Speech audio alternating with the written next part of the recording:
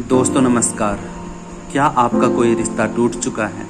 शायद कोई दोस्त, कोई परिवार वाला या कोई जिसे आप अब भी याद करते हैं।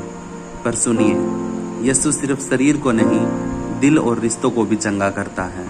बाइबल कहती है, भजन संहिता 147 का 3 वचन में, वो खेदित हृदय वालों को चंगा करता है और उनके घावों पर पट्टी बांधता है। अगर आप टूटे हुए हो तो आज यीशु के पास आइए। वो जोड़ता है जहां दुनिया तोड़ती है, वो चंगा करता है जहां हम हार मान लेते हैं। यीशु के साथ रिश्ते फिर से बहाल हो सकते हैं। बस एक प्रार्थना, एक भरोसा और एक परमेश्वर जो सब संभव कर सकता है।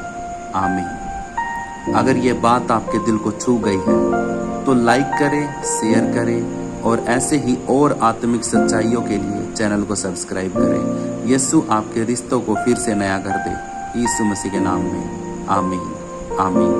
शालोम।